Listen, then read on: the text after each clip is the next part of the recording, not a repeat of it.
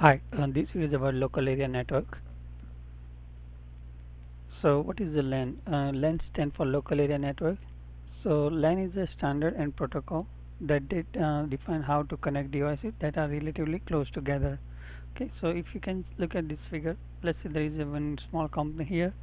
It is the engineering department, marketing, networking room, and HR department here.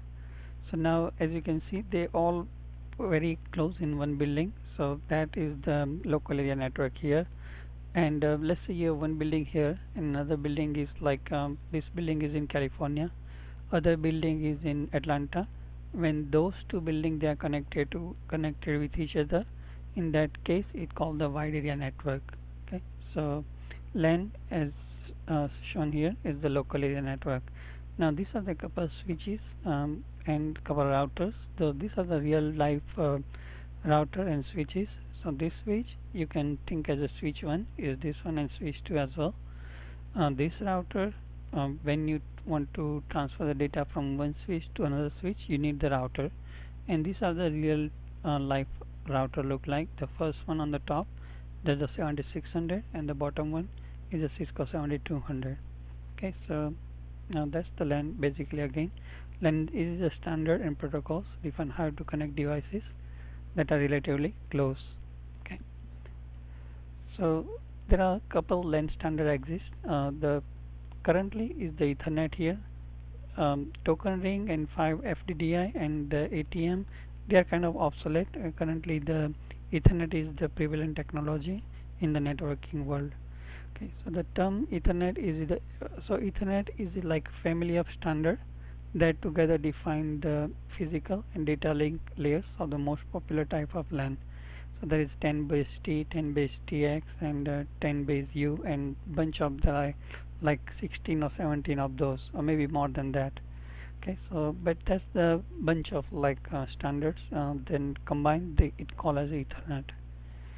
Okay, so history originally Xerox they started it, and then they joined the Intel and DEC, and then they called it DIX, D for DEC, I for Intel, X for Xerox.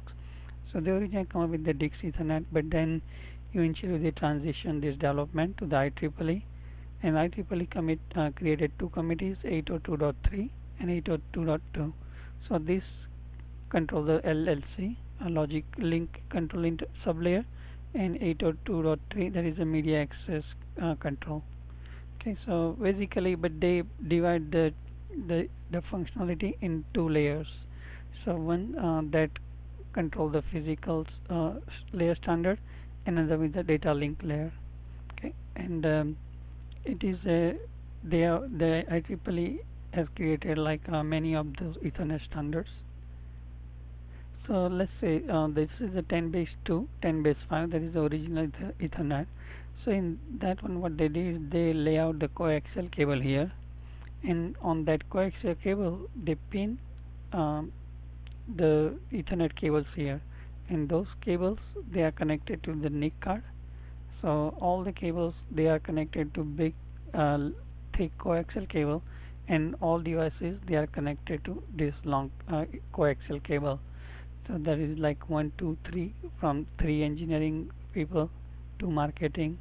This is a server, so they can transfer the FTP, file transfer protocol. CA is sitting here and so on. But the problem here is, let's say this network cable get broken, or there is a, so that's coming in the next one. So let me give some brief description. Let's say there is a cable get broke here. In that case, these people can they cannot talk with each other. Only CEO is also cannot communicate with HR and sales department, and he cannot do this FTP FTP service that is running on this server. Okay, so those are the disadvantage, and then there is a bandwidth issue as well. So some information on 10 base 2. 10 is a 10 Mbps megabits per second, and 2 refer to how long distance, what is the distance limitation. So 2 refers to 185, close to 200. There is a 10 base 5 Ethernet, that is 10 Mbps and 500 meter limitation. Now when sender want to transfer data on the other computer, send the electrical signal and all device on the Ethernet receive it. Now if I go back here, let's say this person is sending the data and at the same time this person is sending the data. At that time collision can happen in this cable.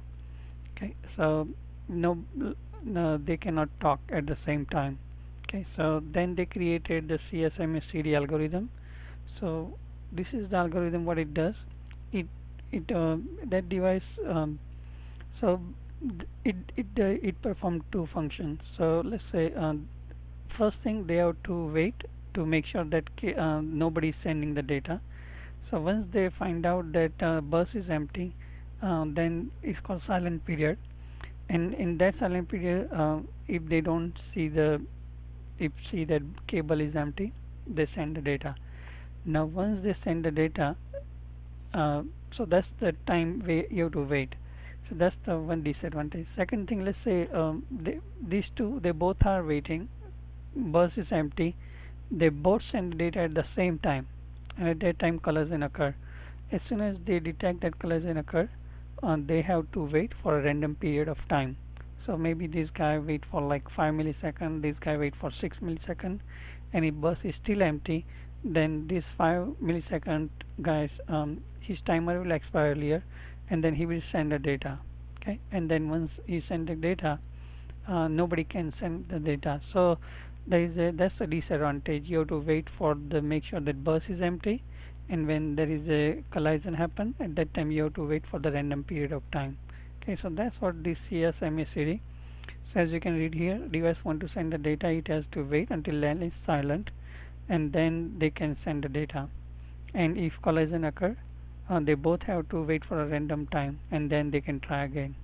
Okay. Repeater is just try to lend the LAN by cleaning up the signal and repeat it. So let's say if I have like this is for example I have 10 base 2. If I want to send the data at 300 meter, I can put one repeater at 150 meter, so I can send the data at 300 meter far. Okay, so that's the problem I was mentioning earlier. Let's say the fault happen here, and then once this fault happen, these people they cannot transfer the they cannot talk or transfer the file with HR and sales, because this is the server now is because of this cable fault they cannot talk with each other or they cannot transfer the file. Okay, so then they come up with the 10 base T Ethernet. What it does, it makes the central point here, so all the cables they run here. Now if one of the cable damage, only that person will be affected. Okay, so that's called shared Ethernet. Again this is the 10 base T network, but again here the problem still remains same. This is a big collision domain, anybody can send the data and collision can happen. Okay, so then they come up with the modern network. So these are the benefit and the disadvantage. So they use the UTP telephone cable which was already there, centralized point of connection. So the centralized point of connection and fault isolation.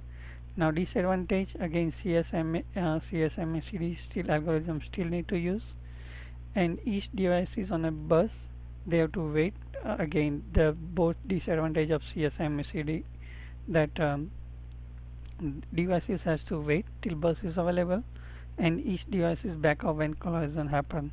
Okay, so those the disadvantage still happen in a net 10 base T network using hub.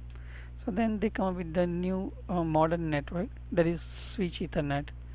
So in this switch Ethernet, what happened that this engineering person and marketing, they can talk at the same time. HR and marketing, they can talk at the same time as well. So this is not a collision domain. Um, okay, so basically this person send the data, switch will look at the source and destination address, and then based on that switch make the decision, and it create the direct path between, let's say, this person and marketing guy. So they are both talking at the full duplex mode here. Now let's say this another engineering guy, he wants to talk with the HR department. This guy send the data, switch is intelligent. He know that this person wants to talk with the HR department here. It will look at the MAC address and it will create the path between this person and HR department. Okay, so now they both are transferring the data. These other people, they are active, passive at that time. They are not doing anything. And again, communication is happening between the first engineering person and marketing as well. So the point here is that any person can talk with the full duplex mode, while in the hub environment you have to wait while the bus is available. Here anybody can send data at any time with a full duplex mode. Okay, so that's the advantage of modern network, and this is a summary. So they are intelligent devices, and they help to reduce and eliminate the collision. They make the decision based on source and destination MAC address and send frames to only require ports, while in hub it distribute data to all the ports. If switch need to forward the multiple frames out of the same port, then there is a memory buffer. Memory buffer will store the data, and then it is like first in first out kind of memory. It send the data to the send receiver. And the shared Ethernet is CSMA CD impose the half duplex, but with the switch you can run the data at the full duplex mode, so you can transmit and receive both at the same time. Okay, while in half duplex either you can send or you can receive. Okay, but in full duplex you can do both operations at the same time. So I think that's pretty much end of this local area network. Hopefully you like this video. If you like it, subscribe to my channel. Thanks for watching. Okay, bye.